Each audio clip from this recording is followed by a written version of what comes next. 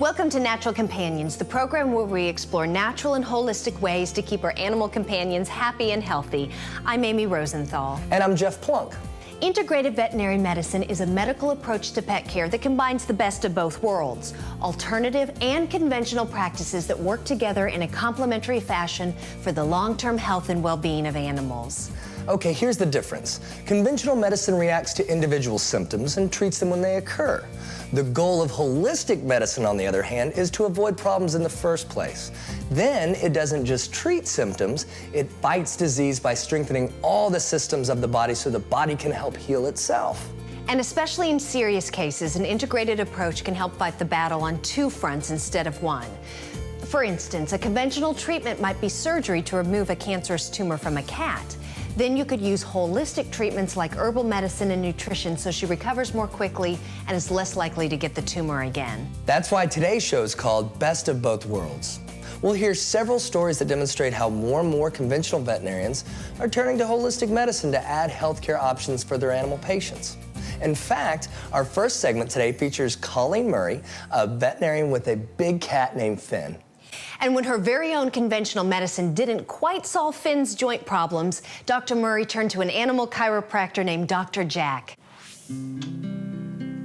My name is Colleen Murray. I'm a small animal veterinarian, and over the years of being a veterinarian, which is about 20 now, I have come to the conclusion that there are many pets that could benefit from alternative therapies for their different medical conditions, and one of the therapies that I have a great deal of interest in is chiropractic work.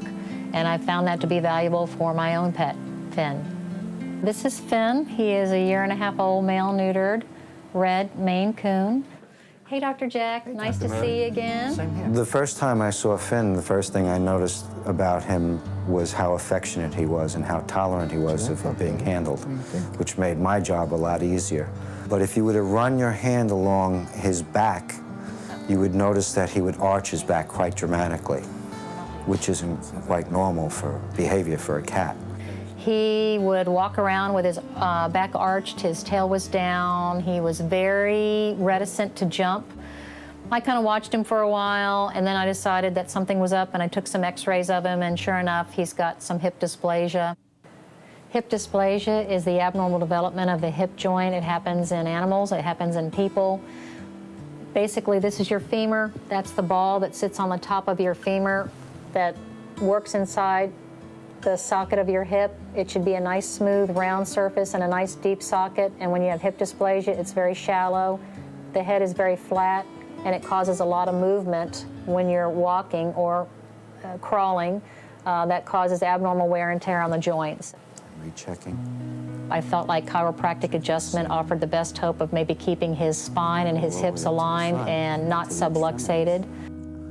The treatment of chiropractic has always been an approach to help the body to do what it was created to do by itself.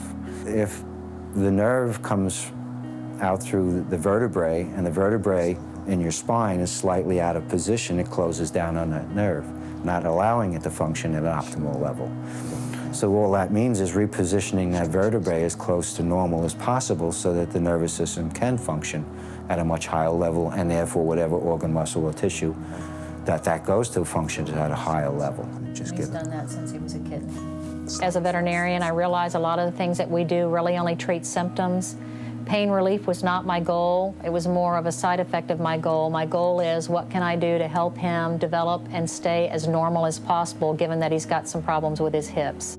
So it's motioning that joint and then gently pressing on it, allowing the head of the femur to drop gently back into the socket. When you're adjusting him like that, does it cause him any kind of real discomfort? It may cause him a little bit of discomfort, a little sensitivity, but once he realizes that what I'm doing is going to make him feel better, he'll tolerate it better. Okay. He'll just get to associate me with feeling good. Okay. And the adjustments will become easier and hopefully less as we go along, because he'll hold the adjustment. Okay. Well, one of the first things that I noticed with Finn